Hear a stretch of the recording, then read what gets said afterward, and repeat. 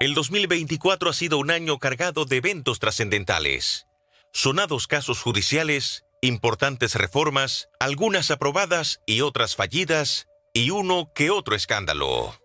Un año electoral donde el PRM logró una amplia mayoría no solo en las presidenciales, sino también en las elecciones municipales y congresuales. Ganaron 121 de los 158 municipios, 29 de los 32 senadores y 146 de los 190 diputados. Esa amplia mayoría en el Congreso abrió el camino a las reformas prometidas por el presidente Abinader, con la reforma constitucional como la más importante de todas. Una modificación a la Carta Magna que se aprobó sin problemas, imponiendo un candado a la reelección presidencial. Por eso he promovido una serie de candados constitucionales que garantizan al pueblo dominicano que ningún político del presente o del futuro caiga en la tentación de querer eternizarse en el poder. De ahora en adelante, deberán desaparecer los hombres que se creen imprescindibles en nuestra historia, porque la alternabilidad se ha consagrado ahora para siempre y el pueblo soberano deberá defenderla. Sin embargo, otro proyecto de reforma no llegó a puerto y tuvo que ser retirado: el proyecto de modernización fiscal, que encontró una gran oposición de los distintos sectores de la economía y de la población en general. He sentido el pulso de la nación en cada rincón, en cada conversación, en cada espacio donde su voz ha resonado. Y entiendo que la propuesta de ley de modernización fiscal no cuenta con el consenso necesario para ser aprobada.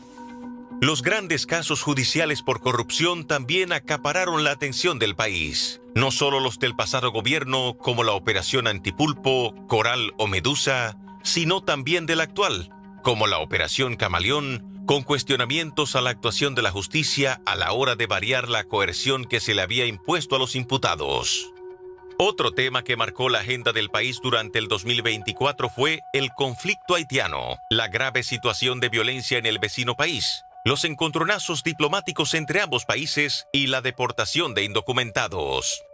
Hoy en esta noche, María Cela, pasamos balance al 2024 junto a Participación Ciudadana, a los avances y retrocesos institucionales que vivió el país durante los últimos 12 meses. Y nuestros invitados en el día de hoy en la mesa, que ya son, vamos a decir, consuetudinarios. Cada año, precisamente, son invitados, parte de ellos han estado en estas mesas haciendo este balance. Pancho Siempre, Francisco Pancho Álvarez, abogado coordinador de la Comisión de Análisis Político de Participación Ciudadana. Gracias por estar con nosotros. Hacía mucho que no te veíamos por aquí. Ya nos hacía falta. Aquí estamos. Está Lady Blanco también. Lady es abogada con doctorado en Sociedad Democrática, Democracia, Estado y Derecho, coordinadora de análisis político y vocera de Participación Ciudadana. Gracias por estar con nosotros. Tenemos a Eric Hernández Machado Santana. Eric Hernández Machado, es compuesto el apellido Santana, abogado con una maestría en Derecho Constitucional, en Legislación Empresarial y Económica y demás maestrías y publicaciones jurídicas, vocero, coordinador general de Participación Ciudadana. Francisco Checo, por primera vez aquí, economista, miembro de Participación Ciudadana, y Joseph Abreu, licenciado en Contabilidad con maestría en Derecho Tributario y Asesoría Fiscal, miembro del Consejo Nacional y ex coordinador de PC. Gracias por estar con nosotros. Vamos a hacer una pausa, ya usted sabe cuál es el hashtag. Díganos, ¿cuál cree usted que ha sido la luz más brillante o las luces más importantes de este año de gobierno y cuáles han sido las sombras que han habido también? Hashtag Balance 2024 ENM. Esperamos sus comentarios y los compartiremos con nuestros invitados. Ya volvemos.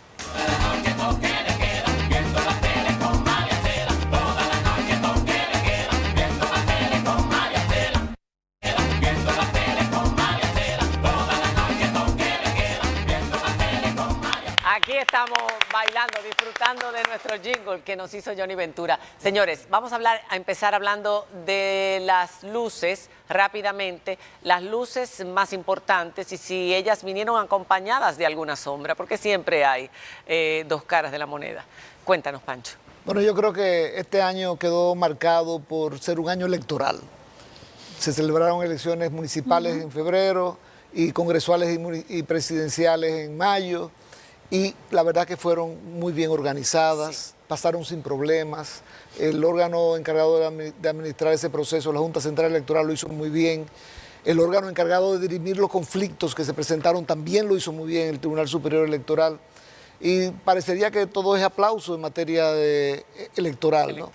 Sin embargo, las elecciones también vinieron acompañadas no solamente de luces, sino de sombras. Por ejemplo, de buenas a primeras nos dimos cuenta de qué cara nos sale la democracia en República Dominicana, ¿no? Porque recuérdense ese punto de que en el presupuesto de este año se aprobó 2.500 y tantos millones para los partidos políticos y solo aprobó todo el mundo, pero después se dieron cuenta que no, que era el doble que había que aprobar. Y el gobierno trató de mantener esa cifra, pero movido por la presión, tuvo que entregarle a los partidos políticos 2.500 millones más. En otra palabra, que se invirtieron 5.400 millones aproximadamente en los partidos políticos en República Dominicana. Yo creo que por lo menos eso puso sobre el tapete. Y lo peor de todo es, ¿para qué se utilizan esos recursos? Para fines clientelares únicas, casi de manera exclusivamente. O sea, para entregar dinero a la gente, para comprar el voto, porque de lo que se trata es de comprar el voto. Y para enriquecerse muchos Pancho, también. es importante agregar un contexto ahí, que como dice la ley, en el año electoral se entrega el doble de los fondos públicos. Entonces los 2.500 millones ya era el doble de lo que se había entregado en el año 2023. O sea que cuando duplicaron ese doble, estamos hablando de que cuatruplicaron o quintuplicaron lo que se había entregado en el año 2023. Sí, yo quería agregar. No, pero recuerdo también que cuando se hizo el balance de cómo los partidos gastaron ese dinero, hubo partidos que invirtieron muy poco de lo que le dio la Junta Central Electoral en la campaña electoral. Y uno no sabe entonces en qué se usó tanto dinero. Y esa es otra de las sombras del proceso electoral. Claro. La transparencia con que deben manejarse los partidos políticos en el uso de los recursos, no solamente los públicos, sino también los privados. Los privados. Sí, yo quería agregar en el tema electoral algo, lo acontecido por primera vez en los debates electorales, que fue obviamente positivo, fortaleció el tema de la discusión de los programas de gobierno de los candidatos. También participación ciudadana en su oportunidad, producto del proceso electoral, llamó la atención sobre el alto nivel de abstención. Hicimos una nota en su momento, a lo cual es importante destacar que actualmente ya la Junta Central Electoral declaró que es uno de los puntos a abordar de manera inmediata. La abstención debido a la falta de interés de la población o la decepción de muchos votantes. Quizás la falta de credibilidad en las ofertas de los partidos políticos genera esa abstención en la sociedad dominicana porque entiende que todo lo que se ofrece es más de lo mismo.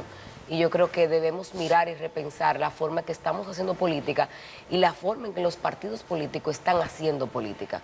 Y obviamente ya vimos la sentencia del Tribunal Superior Electoral que va a permitir un espacio a las candidaturas independientes que constitucional que en cierto sentido también debilita al sistema de partido como tal. Entonces tenemos que repensar la forma como estamos haciendo política.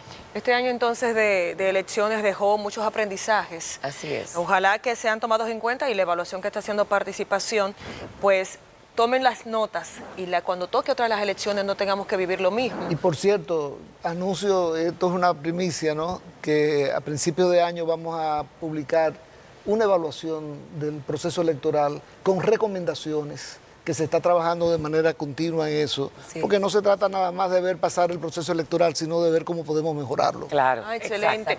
Le iba a llegar y va a pasar del punto ya de la política como tal, algo más actual que ustedes evaluaron y pasaron balance, el tema de la Cámara de Cuentas. Actualmente se están haciendo las entrevistas, también hubo declaraciones dentro de esa misma entrevista de su actual presidente. Y leí el informe de ustedes, decía, es verdad, es como agridulce, porque hubo avances normativos en relación a la Cámara de Cuentas y cómo fiscalizar, pero al mismo tiempo, ¿dónde están los casos llevados por la Cámara de Cuentas? ¿Cómo pasa participación ciudadana balance a una entidad tan importante para la transparencia en el país? Bien, yo creo que en materia de Cámara de Cuentas, que es un órgano de fiscalización externo, dentro de los órganos de fiscalización que tiene la República Dominicana, están los externos, como son la Cámara de Cuentas y el mismo Congreso, que tiene un rol de fiscalización que no ejerce en la mayoría de los casos. Hemos visto muy pocas veces que esas citaciones para interpelaciones o invitaciones a funcionarios se ejerce muy poco. Y los órganos de control interno, como la Contraloría General de la República, la misma DGCP en materia de compras y contrataciones. Pero enfocándonos fundamentalmente en lo que es la Cámara de Cuentas, efectivamente hubo un avance importante en lo que se refiere a la ley de la Cámara de Cuentas, la 18-24, que viene a sustituir a la ley 210-04, y el reglamento que ya se aprobó para que se pueda aplicar esa ley y va a entrar en vigencia en el año 2025. También hubo un avance en materia de la plataforma de las declaraciones juradas. La Cámara de Cuentas sí dio a los responsables o a los obligados de hacer declaraciones juradas una plataforma informática que en teoría facilitaría la presentación de la declaración jurada y sobre todo la fiscalización, la comparación de las variaciones de patrimonio, entre otros aspectos. Esos fueron los puntos positivos, pero sí, comparado con años anteriores, como el año 2022 o 2023, hubo una ralentización importantísima en los resultados de este órgano fiscalizador. De hecho, a la fecha de que nosotros publicamos el informe no había una sola auditoría publicada, por lo menos en el portal de la transacción. Solo se limitó al informe que entregan al Congreso de la ejecución presupuestaria del año 2023, que lo hicieron a eso de abril 2024. Fuera de eso, no hubo una auditoría. Y a los informes especiales que a solicitud del Ministerio Público pueden entregar, ya son temas muy circunstanciales. Pero en lo que corresponde a la Cámara de Cuentas, lo que tenemos es un presupuesto asignado que para nosotros los ciudadanos no hemos tenido un resultado significativo. No, y me gustaría saber qué ustedes piensan de eso, porque tenemos una Cámara de Cuentas que está inoperante, no produce auditorías, y la gente lo que ve es como que, ¿y para qué sirve eso entonces? ¿Para qué tenemos una Cámara de Cuentas? Mejor quitemos eso, porque tenemos ya más de un año sin auditorías y el país sigue, todo sigue funcionando. Y no es la primera vez. No. Exacto. Históricamente ha sido así. Pero creo que hay que cambiar esa visión, porque es importante siempre tener los órganos, sobre todo de prevención. No tenemos una idea de que la Cámara de Cuentas es casi persecutor, no. Es de prevención. Es de prevención. De prevención de la corrupción. Yo creo que eso es fundamental. Y es una herramienta para la lucha contra la corrupción. Ahora bien, ¿por qué es preocupante el trabajo de la Cámara de Cuentas? Porque ministerios donde está el grosso del gasto público, como salud, educación. ¿Dónde están las auditorías? Obras públicas. No tenemos auditorías. O sea, nosotros no sabemos si ciertamente se están robando qué está el oro y el haciendo, moro. qué se está haciendo con esos recursos. Mira, Más que pensar en corrupción, sino que hay que pensar qué siempre es que están utilizando esos recursos, que son recursos de todo el pueblo dominicano. Ahora bien, independientemente de la Cámara de Cuentas no jugar ese error que la sociedad dominicana espera, hay que reconocer un trabajo que quizás nadie lo tiene muy visor, que es la unidad antifraude de la Contraloría. Así. Esa unidad antifraude de la Contraloría viene haciendo el trabajo que se supondría que la Cámara de Cuentas tiene que hacer. Y la auditoría interna sobre todo. Y la auditoría y ha estado también fortaleciendo los temas de corrupción, los casos de corrupción, que requieren también de auditorías. Entonces, obviamente sí, por eso es importante que ahora que estamos evaluando a aquellos que van a formar parte de la Cámara de Cuentas, se tome realmente ese sentir del pueblo dominicano, de aquellos que vayan a formar en la Cámara de Cuentas, sean personas con la probidad necesaria, con la visión de un Estado transparente, importante, pero también ya vemos que es importante también tener las competencias blandas de trabajar en equipo, que ha sido de las grandes desafíos de esa misma Cámara de Cuentas. La realidad es que esta Cámara de Cuentas, que termina a principios del año próximo su periodo, ha sido un fracaso. Hay que decirlo aunque duela. Sí. Aunque duela, aunque uno tenga amistades dentro de la Cámara de Cuentas, hay que decir que ha sido un fracaso. Tan minucioso el proceso de selección, tan... Porque, María Cela, no basta con tener una ley buena como la que se acaba de aprobar, se necesitan funcionarios que la puedan ejecutar correctamente. Y eso es lo que ha faltado en esta ocasión. Y ahora que se están entrevistando los candidatos para llenar esas posiciones de la Cámara de Cuentas, yo particularmente pienso que deberían renovarse de manera completa. Los 5 miembros deberían ser renovados y ojalá en esta ocasión se seleccionen personas que sepan trabajar en equipo, como dijo Lady, porque no es un organismo unipersonal, es un organismo colegiado. Y una de las fortalezas que debe tener el que vaya allí es saber trabajar en equipo. Y obviamente que no se nombren personas con intereses partidarios. Caballos de Troya para que nada funcione. Exacto. Caballos de Troya para que nada funcione. Exactamente, que eso también pasó y eso fue motivo del conflicto inicial en esta Cámara de Cuentas. En definitiva, no es un tema institucional, es un tema de carácter humano, es un tema de responsabilidad de una designación adecuada. Y que es difícil evaluar en 10 minutos. Pero que, por desgracia, nos restó un tiempo importante de lo que pudo haber sido una fiscalización apropiada para nuestras instituciones. En la justicia, vamos a hablar de la justicia. La justicia ha tenido sus luces en los últimos años, pero en este año ustedes no presentan a la justicia muy exitosa. Vamos a ver por qué, cuando regresemos de la pausa.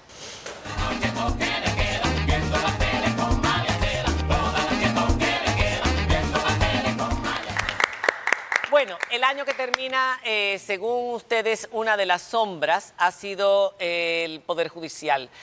Los casos, como aspectos negativos, destacan los lentos avances en los casos de corrupción que cursan en la justicia, así como la norma del Poder Judicial que intenta impedir el acceso a la información sobre las identidades de imputados, y hacen mención del caso Camaleón, que todavía sigue sorprendiendo cómo se varió esa medida de coerción. Sí, cómo no. Para este año 2024 estamos viendo, lamentablemente, como procesos iniciados en el año 2020 y 2021 no han avanzado como fuera lo deseable. Estamos prácticamente en una situación donde estamos viendo casi la extinción de los procesos por la más larga duración de 4 años. Entonces, a Participación Ciudadana le preocupa muchísimo que estos procesos de gran corrupción no, a la fecha, después de 4 años, no se haya logrado una sentencia condenatoria. Hay un proceso que está en audiencia preliminar y los otros están apenas iniciando los procesos de conocimiento de juicio de fondo. Lo que quiere decir que todavía falta mucho por recorrer y un gran riesgo de la extinción de esos procesos. Y vemos ahora la situación un poco agravada por la sentencia del Tribunal Constitucional que declaró nula la ley que modifica el Código Procesal Penal. ¿Qué sucede? Anulada esa ley por el Tribunal Constitucional, y si no se repone dentro de un año que le dio el Tribunal Constitucional al Congreso para mejorar y hacer el trámite correcto en el Congreso, entraría en vigencia el plazo anterior, que es de 3 años. Entonces, esa es la situación general y esperemos que no suceda, que se introduzca la ley y que los procesos continúen. Pero yo quisiera agregar algo para ser optimista. Porque, claro, nuestro coordinador ha señalado que el riesgo es que llegue el plazo de duración máxima del proceso de 4 años y la consecuencia de eso, si no hay una sentencia al fondo, es que se extingue la acción penal. Así es. Pero la Suprema Corte de Justicia y el Tribunal Constitucional, ambos han dicho claramente que cuando se dilata el caso por razones ajenas al sistema de justicia, que no ha sido por negligencia de los jueces o de los fiscales, sino por incidentes que se hayan planteado, por posposiciones, aplazamientos que no tienen sentido, el plazo de 4 años se extiende. Entonces, ¿y quién acepta esos aplazamientos? ¿Quién acepta esos aplazamientos? ¿Quién dice, los jueces. Entonces hay una responsabilidad también. Por ejemplo, el caso de los 3 brazos. ¿Ustedes se recuerdan de ese caso, no? Sí, claro. Fue declarado extinguido. Sin embargo, acaba de anularse esa decisión precisamente para permitir que se conozca el caso, porque la llegada de la duración máxima del proceso no obedeció a razones imputables a los jueces y fiscales. Entonces, lo que quiero decir con esto es que tampoco es para decir que estos casos de corrupción... Pero hay peligro de que pueda ocurrir. Claro que hay peligro, sobre todo porque de repente viene alguien y trata de cambiar... Y lo van a alegar, o sea, lo van a alegar. ¿Quién otorga esos plazos? Y una de las críticas que nosotros hemos hecho como participación es el tiempo de la administración de justicia. Como por ejemplo, tenemos casos que se aplazan porque un imputado tiene una actividad familiar y entonces el tiempo para renovar la audiencia son 20 días, 45 días. Entonces te da ciertos niveles de preocupación cómo estamos administrando en específicamente los casos de corrupción el tiempo en justicia. Como por ejemplo, también tenemos el caso de uno de los imputados que su abogado tenía que resolver un tema de su residencia fuera del país y también se aplazó la audiencia por un tiempo determinado también. Y por razones médicas y por muchas otras razones. Ahora, nunca va a ser una causa el hecho de que el Ministerio Público haya presentado una querella que tiene 12.274 páginas, como le señalaron a Joseph en un programa radial hoy por la mañana. Esa no es una excusa. El Ministerio Público tiene derecho a presentar su caso con la atención que entienda, igual que los abogados de la defensa tienen también derecho a usar el tiempo que sea necesario para defender a su cliente. Ahora, los tribunales tienen que identificar de manera razonable el tiempo que otorgan para administrar justicia. Por Dios. Y eso es una competencia de los jueces, no de los fiscales. Los jueces son los que administran los tiempos. Al final recae en ellos y el pueblo lo que va es perdiendo la esperanza, desanimándose, diciendo, no, toda esa gente va a salir. De hecho, en el caso Camaleón, que fue el último, que es el relativo al Intran, todo el mundo decía, esos van a salir dentro de nada. Le dictaron medida de coerción, uno de ellos ameritaba incluso que se quedara en la prisión preventiva y salió y se vio como esa es una todo lo que hizo un tribunal que hacemos al sistema judicial en este balance porque no entendemos teniendo todas las condiciones para que esa persona pudiera estar en prisión preventiva por los delitos que estaban imputando. Nos referimos a Jochi Gómez. Exacto, los delitos que estaban imputando, no entendemos cómo se da una variación de la medida si uno de los principios fundamentales es que esa persona pueda poner en riesgo la investigación. Y se demostró. Y más con su especialidad. Claro. Con su especialidad. Entonces, eso preocupa mucho. Diana, ¿querías hacer una pregunta sobre la justicia? Sí, otro tema que también ha dominado la agenda este año ha sido el tema de las relaciones diplomáticas con Haití, las quejas del lado haitiano por las deportaciones, quejas también de organismos internacionales y la defensa de ese derecho soberano de parte de la República Dominicana. Y ustedes hacen un señalamiento sobre eso en el balance. Sí, como no, Participación Ciudadana se ha pronunciado de una manera constante y firme en el sentido del derecho a deportación en relación a los ciudadanos haitianos que no cumplan con las leyes migratorias y de residencia. Ahora bien, el valor fundamental que debe de proteger la Dirección de Migración y el Estado Dominicano es respetar el debido proceso y los derechos fundamentales de los repatriados.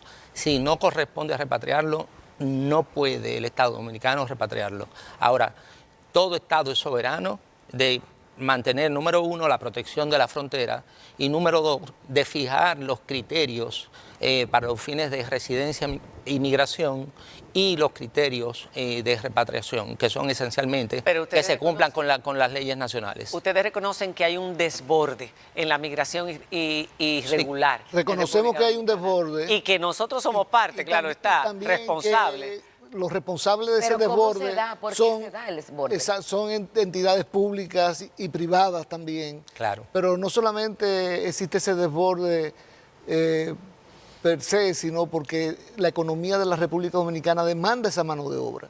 Entonces hay que crear condiciones para que entre la mano de obra que necesitamos, pero que entre de manera regular, que se le dote de la documentación Pero se ha hablado Dominicana para esos fines. en innumerables ocasiones de las cuotas que los países establecen, que se necesitan año por año de mano de obra extranjera para los diferentes sectores de la economía, en la construcción, en la agricultura. El gobierno hace 3 años habló de un plan que iba a tener para las personas que venían a trabajar. Lo que pasa es que ese plan parece quedarse en el olvido porque realmente desconocemos qué pasó. Ahora bien, sí es cierto que seguimos viendo cómo la corrupción forma parte de esa migración irregular que lamentablemente lo vemos y se ha convertido en una mafia que permite esa migración irregular a la República Dominicana. Y hasta que esa mafia no tenga realmente una fuerza de perseguirlo desde el Estado, entonces vamos a seguir teniendo una migración de manera irregular. Sí, porque se deportan, pero entran a los 2 días de nuevo. Sí. Algunos pagan para entrar. Pagan para salir y pagan para entrar. Pagan para salir y pagan para entrar. Lady mencionaba el aspecto de la importancia de la economía y justamente ahí quiero llegar. El tema económico fue un tema neurálgico este año. La reforma fiscal aquella se somete, se retira, la incertidumbre que ha generado. Pero ustedes tienen un balance de los aspectos positivos y negativos. Y me gustaría empezar con el señor Checo, porque quiero escucharlo. ¿Cuál es la valoración que hacen ustedes sobre el aspecto económico en el país en este 2024? En el informe señalamos que el año, en términos macroeconómicos, fue bueno, en sentido general. Obviamente tenemos unos retos, y tú lo has señalado, y ahorita se refería a ello María Cela, el problema del financiamiento, al tope de financiamiento que estamos llegando. Entre los indicadores que podemos resaltarte como positivo en el año, tú tienes, por ejemplo, que recuperamos el crecimiento ya de 5%, alrededor del 5%, que es el que ha tenido la República Dominicana en las últimas 4 o 5 décadas. Eso significa el doble del crecimiento del año pasado, más del doble, que fue 2.4. Y se espera... Eso era de esperarse también, porque nos estábamos recuperando del COVID y la guerra de Ucrania. Y la guerra. Sí, el año pasado también adicionalmente el gobierno, las autoridades monetarias en particular, utilizaron una serie de medidas de política para contener la inflación. A propósito, y eso obviamente contribuyó a reducir el crecimiento. 240 meses de agarrar y el dólar está en 60.90 en el día de hoy para la compra. Sí, llegó a 60, que era lo que se esperaba que pasara, pero ya está pasando de 60 y rápido. Sí, pero si lo vemos, de hecho eso fue lo que previó el gobierno cuando elaboró el presupuesto del año pasado. Si mal no recuerdo, el promedio del año de tasa de cambio que se presupuestó para este año fue 60.25. De hecho, estamos ahora por encima de ese 60-25, pero el promedio tú tienes que tomar en cuenta cuando estaba 57. Ese pasado, claro. O sea, yo creo que el gobierno ahí cumplió con la meta que se estableció en términos de tasa de cambio. Y también ha cumplido en términos de la inflación que se ha mantenido dentro del rango del 4%, que es la meta que establece el Banco Central. Checo, el gobierno se pasó meses diciendo hay que hacer la reforma, hay que hacer la reforma, hay que hacer la reforma fiscal. Y luego cuando encuentra la oposición, la retira, pero no la retira para modificarla, la retira pura y simplemente y además dio a entender que no la va a volver a someter. ¿Qué panorama tenemos con esto entonces? Eso es uno de los puntos negativos. Cuando regresemos de la pausa, esa respuesta y por supuesto las consecuencias para el país en materia económica, en asuntos de deuda, en préstamos, etcétera. ¿Qué va a representar esa retirada pura y simple que nos dejó a todos así? Cuando regresemos de la pausa.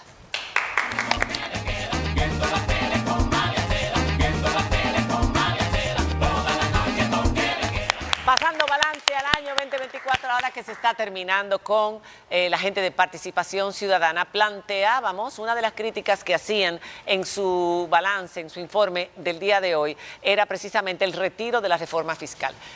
La respuesta, ¿qué va a pasar en este país en los próximos 4 años, casi 4 años, sin esa reforma fiscal?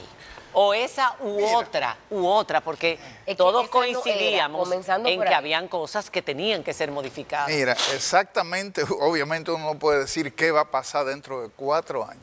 La realidad es que esa reforma fiscal la hemos ido aplazando durante 12 años, porque estaba planteada en la Ley de Estrategia Nacional de Desarrollo de 2012 y debió de concluirse en 2015 y no se ha hecho nada de ahí para acá.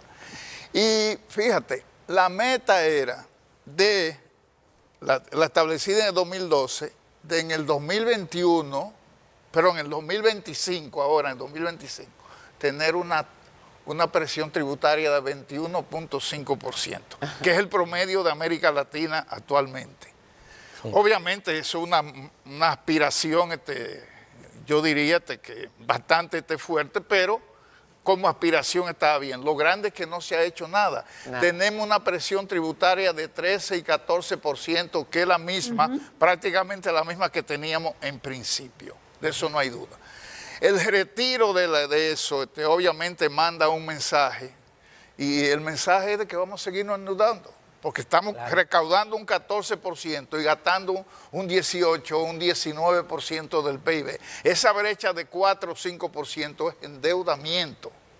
Y es bueno que se sepa, por ejemplo, en el informe decimos que tomamos el dato del gobierno de que al mes pasado la deuda pública del gobierno central son unos 57,000 y pico de millones de dólares. Ahí no está la de Banco Central, que estimo que anda quizá por 13 o 14 mil millones de dólares. Pero concentrándonos en ese dato, eso es lo que significa que cada dominicano debe al día de hoy 5.300 o 5.400 dólares. Sin producirlos. Esos son 300 y pico mil. Cada dominicano, estoy hablando del niñito que nació hoy, hasta el anciano de 90 o 100 años que no trabaja, de todo el mundo. Bueno, si lo quieren de otra manera, para que la gente vea cuál es la dimensión de ese problema, 3.000 y pico de dólares, ¿eso cuánto equivale? Eso son 300 y pico de mil, 5.000 y pico de dólares por persona. 300. Esos son 300 y pico de mil pesos por persona, peso dominicano. Sí. Una familia que tenga 4 personas ya debe 1 millón y pico de pesos. Con un salario de 25,000. Sí, con un salario que anda. Entonces, el gobierno va a tener que seguirse endeudando. La inversión pública necesariamente va a tener que disminuir. Y el crecimiento de un país depende fundamentalmente del grado de inversión que se haga. Inversión bien hecha, pero la inversión pública es importantísima. ¿Cómo puede pasar a la historia este gobierno si no se hace no se vuelve a plantear, o qué ustedes recomiendan? Pero sería importante crear conciencia también en este gobierno, que parece que se desalentó con la avalancha de ataques y de críticas por parte de todos los sectores de la sociedad. Decimos que tenemos un presidente que escucha, pero a veces quisiéramos que escuchara sin desalentarse y que tuviera la piel más gruesa, porque una reforma siempre va a traer críticas, no importa lo mejor que se pueda hacer o lo menos. No, y estaba durísima, María Cela. Está claro que como la plantearon no se podía aprobar, pero era modificable. Hay que tener claro que no es que no estemos de acuerdo, es necesaria una reforma, pero esta reforma que se planteó no era la correcta. No, o sea, no fue una reforma gradual que el pueblo dominicano pudiera entender que obviamente hay un compromiso, no solamente nosotros como ciudadanos, también tenemos que ver ese compromiso del Estado. Aquí el gasto público hay que disminuirlo. Tú le hablas a la gente de reforma fiscal, pero tú tienes que también hacer el ejemplo. ¿Cómo? Vamos a disminuir el gasto público, gasto en publicidad gubernamental. Hablamos de la cantidad de recursos que se le entrega a los partidos políticos. Eso también sigue siendo estrambótico. Entonces, cuando tú dices, ok, vamos a tocarle a los partidos, entonces los partidos dicen, no, pero entonces que le toquen a aquel, que le toquen a aquel. Cuando le toquen a aquel, entonces que vengan y nos toquen a nosotros, porque todo el mundo hace así, se lava las manos. Mira, la reforma fiscal realmente tuvo un tropiezo, se puede decir. Pero no fue el único tropiezo de este gobierno este año. De hecho, hubo otros tropiezos. Por ejemplo, la ley del DNI que se aprobó, que finalmente terminó declarándose inconstitucional por el Tribunal Constitucional, ¿no? Pero fue un tropiezo del gobierno que sometió ese proyecto de ley. Pero la doble designación de Carlos Pimentel en compras y contrataciones, pero al mismo tiempo también en la alianza público-privada, fue otro tropiezo desde el punto de vista institucional, ¿no? O sea que el tropiezo de la reforma tributaria fiscal no vino sola, vino acompañada de una andanada de tropiezos. Y para terminar, tú tenías un comentario porque se nos acabó el tiempo. Y otro tema que para nosotros es fundamental, que queda pendiente, es la selección del procurador general o la procuradora general de la República. Es obviamente es un retroceso el hecho de que tengamos que un procurador cada 2 años. Sin embargo, independientemente de sea un retroceso, eso se discutió en septiembre. Todavía no tenemos. Ese es el gran tema en este momento. Claro. La designación de la nueva Procuradora General de la República. Porque, o el nuevo. Esperemos que la nueva. Ojalá. Pero bueno, de todas maneras, ese tema es fundamental para la suerte de los casos de corrupción. Y que la sociedad dominicana para el año que viene tenga pendiente que tenemos elecciones del Tribunal Superior Electoral, que queda pendiente, y también de los que aspiran a la Suprema Corte de Justicia. Y por último, la comunicación del gobierno, ¿cómo ha sido este año? Señores, yo creo que de los grandes puntos negros de este año ha sido la comunicación gubernamental. El excesivo gasto en publicidad de parte del gobierno, violando el propio decreto dictado por el presidente de la República. Así es. Sí. Bueno, señores, muchísimas gracias por haber estado aquí. Gracias por el trabajo que hacen.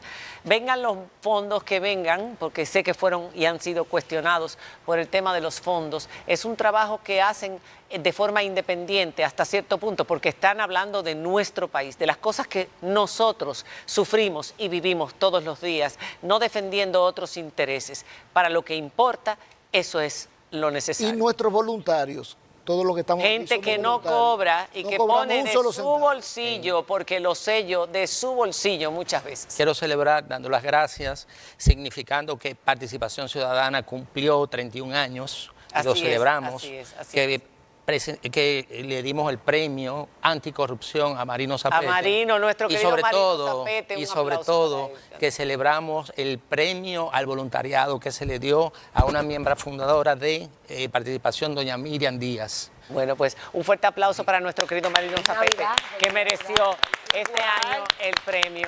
Y con esto cerramos este programa. Muchísimas gracias. Esperamos que hayan quedado satisfechos con lo que aquí se dijo. Hasta mañana. Dios les bendiga.